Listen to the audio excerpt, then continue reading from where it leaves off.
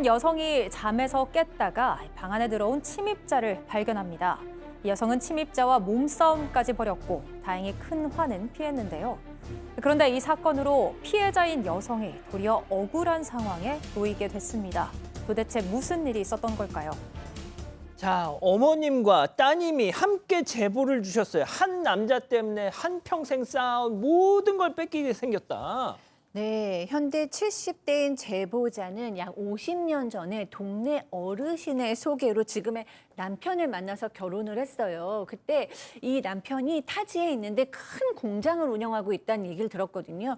그래서 어딘지도 모르고 그 타지에 갔다가 그냥 눌러앉아서 결혼 생활을 하게 됐어요. 근데 막상 가서 보니까 큰 공장은커녕 작은 쌀가게를 하고 있는 거예요. 네, 그래서 뭐 어쩔 수 없이 낮에는 일을 도와주고 또 시부모님 새끼 밥도 챙겨주고 이러면서 인생을 이제 뭐 사셨습니다. 그러던 어느 날 동네 사람들끼리 얘기하는 걸 들었는데 너무 충격적인 사실이었어요. 어떤요? 5살이 많은 남편인 줄 알았는데 알고 보니까 15살이 많은 남편이었던 겁니다. 그런데 그때는 이미 아이까지 낳은 상태라 결혼을 되돌릴 수가 없었다고 합니다. 공장 운영한다는 거 속여, 나이 속여, 이거 사기 결혼 아니야 이거? 네. 그런데 사기 결혼이죠. 15살 나이 차를 속인 건 진짜 빙산의 일각에 불과했습니다. 더 심한 건 살다 보니까 남편의 의처증이 그렇게 심했다고 해요. 온종일 쌀가게에서 열심히 일만 하고 있는데 제보자에게 수시로 바람을 피우냐고 의심을 했습니다. 이제 제보자가 손님이 없을 때 친구들을 가게로 불러서 술을 종종 마시곤 했는데 친구들이 돌아간 뒤에 너 아까 내 친구랑 눈 맞았지? 친구 보면서 왜 웃었냐? 솔직히 말해라. 제보자를 괴롭혔고요. 심지어 가게에 온 남자 손님에게 인사만 해도 좋아 죽네 좋아 죽어 라면서 비아냥과 폭언을 퍼붓고 화가 나면 손에 잡히는 물건 던지거나 제보자에게 주먹질까지 했습니다. 이렇게 상황이 반복되다 보니까 가게 평판 당연히 바닥이 났겠죠. 손님도 끊기기 시작하면서 결국 가게를 접게 됐는데요. 그 이후에 남편 일할 생각도 하지 않고 제보자가 홀로 생계를 책임지면서 세 자녀를 키웠습니다. 정말 나쁜 건 혼자 다 하네요. 네. 근데 문제는 본인이 또 이렇게 바람을 피고 있으니까 저런 의심을 한다 이렇게 할 생각도 할 수 있거든요. 예. 근데 이제 이 제보자는 그렇게 의심은 하지 않았던 것 같아요. 근데 옆에서 계속 그런 얘기를 했어요. 자기 남편 술집 여자하고 있던데 자기 남편 미용실 그 여자하고 좀 이상하던데 이렇게 얘기 들었을 때 손살 쳤대. 아유 돈이 없는데 무슨 뭐 그런 일이 없다고 절대 그럴 일 없다고 이렇게 계속 아니라고 얘기를 했는데 약 10년 전부터 남편의 행동이 조금 이상하긴 했다고 합니다. 가장 그런 게 뭐냐면 예. 자꾸 돈 달라고 해요. 용돈 좀 주세요. 뭐 이렇게 하고 또 주말에 외박을 좀 일삼았다고 합니다. 아이고. 그때부터 슬슬 제보자도 의심이 들기 시작했다고 합니다. 그 의심은 사실이었을까요? 엄마를 누구보다 가까이서 지켜봤던 따님 얘기 들어보시죠. 낌새가 이상하다 보니 저희 어머니가 갑자기 아버지 서류 가방 있잖아요. 그 가방을 한번 들여다보고 싶으셨더래요. 거기에서 계약서가 나온 거예요. 어머니가 차 타다갔는데 그 여자를 계속 보호하셨어요. 아버지가. 그 여자한테 건드리지 마라. 내 여자다. 당신이 전화하니까 연락하고 막 찾아가고 하니까 무서워서 지금 자기 안 만나려고 한다. 막 이런 식으로.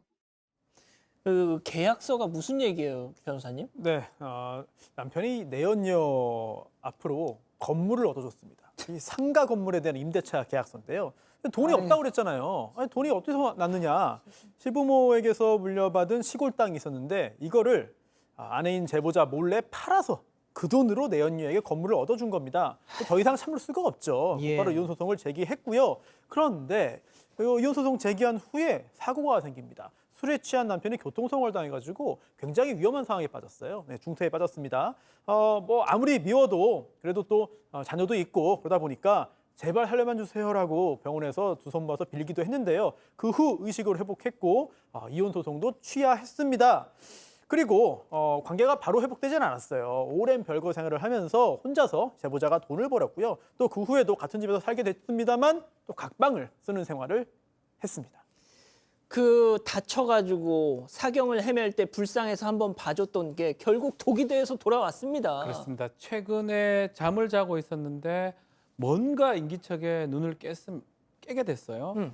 보니까 이 남편이 몸을 더듬고 있었고요. 깜짝 놀라. 별거 중인데. 예, 거부했죠. 당연히 거부했는데 성폭행을 시도해가지고 몸싸움까지 벌어졌는데 제보자가 남편을 차버렸던 것 같아요. 그래서 집을 또 빠져나갔는데 그 방 안에는 남편이 흘리고 간 정력제도 있었다고 하고요. 이 제보자 딸이 이 안 되겠다, 우리 아버지 경찰에 신고하자라고 얘기를 하긴 했는데 예. 남편이 성범죄가 되면 손주한테도 피해가 갈 수가 있잖아요. 그래서 끝내 신고를 못 하고요. 다만 이혼 소송을 조용히 준비하기로 마음을 먹었던 것입니다. 자, 이혼 소송 두 번째 이혼 소송을 준비하십니다. 그런데 여기서 반전이 벌어져요? 네, 반전이 남편이 제보자보다 먼저 이혼 소송을 제기한 겁니다. 성폭행 미수 사건이 벌어진 바로 그날에 남편이 병원에 가서 아내에게 맞았다는 진단서를 씁니다. 그리고 이혼 소장에 평소 아내에게 수시로 폭행을 당했고 무시를 당하면서 살아왔다고 적은 겁니다. 하지만 제보자 측에 따르면 남편이 진짜 노린 건 또 따로 있었던 것 같습니다. 바로 아내가 힘들게 마련한 아파트 한 채와 상가 점포였는데요. 이 두 개가 모두 제보자 명의로 되어 있는데 남편이 부부니까 반반 5대5로 나눠야 한다고 주장을 하고 있는 거예요. 재산 분할을 하자고 요구를 하는 거죠. 제보자 딸은 이 성폭행 미수도 혹시 이 진단서를 끊기 위해서 벌인 짓이 아닌지 의심스럽다고 합니다. 아, 손 변호사님 진짜 설계를 당하신 것 같아요. 그런 가능성이 있죠. 또는 이혼 소송 당하겠다 싶으니까 부랴부랴 뭔가를 만들어냈을 가능성도 있는 것이고요. 근데 법적으로 좀 잘 따져봐야 돼요. 우선 예전에 있었던 남편의 그런 행동들, 부정한 행위라든지 이런 것들은 용서를 했잖아요. 그러면은 더 이상 문제를 삼을 수가 없다는 규정들이 있습니다. 그런데 그 후에 강제로 어떤 성적인 행동을 하려고 했던 것들이 범죄이기도 하고 또한 이혼 사유가 되기도 합니다. 따라서 제보자가 남편을 상대로 이혼 소송을 제기해서 이길 수가 있을 것으로 보이는데 반면 이 남편이 아내를 고소했잖아요. 예. 폭행 등으로. 예. 근데 그런 사실이 없었습니다. 그렇다면 이거 자체가 무고가 될 수 있고 또한 그거를 이유로 한 이혼까지 가지 못할 가능성이 높아 보입니다. 그런데 어쨌든 이 제보자가 원해서 이혼을 한다 하더라도 재산 분할 자체는 가능성이 있어요. 아이고. 네, 재산 분할이라고 하는 것은 함께 공동으로 일군 재산을 나누는 것이기 때문에 누가 잘못했냐와는 직접 관련이 없습니다. 다만 이 사안의 경우는 특수한 부분들이 있습니다. 왜냐하면 상당 기간 서로 각각 생활을 했습니다. 그리고 재산도 서로 상대방에게 그 재산의 형성이나 유지, 관리, 증식 등에 도움을 주지 않은 것으로 보여요. 예. 그렇다면 이런 특수한 사정들을 이제 주장을 함으로써 설령 재산 분할이 일부 인정된다 하더라도 그 비율을 굉장히 낮추거나 또는 재산 분할 대상을 굉장히 예. 좁게 만들 가능성도 충분히 있다. 여러 가지 법적으로 꼼꼼히 따지셔야 될 것 같습니다. 그렇군요. 자, 교수님, 이 제보자분께서는 지금 화병 때문에 잠도 못 주무신데. 네, 그러실만 합니다. 정말 50년 모진 세월을 정말 오래 참으시고 애쓰셨습니다. 근데 지금은 이제 딸도 전적으로 엄마 편이니까 이제 누구의 엄마, 누구의 아내, 누구의 할머니가 아닌 본인 자신을 최우선으로 돌보시는데 애쓰셨으면 좋겠습니다. 예,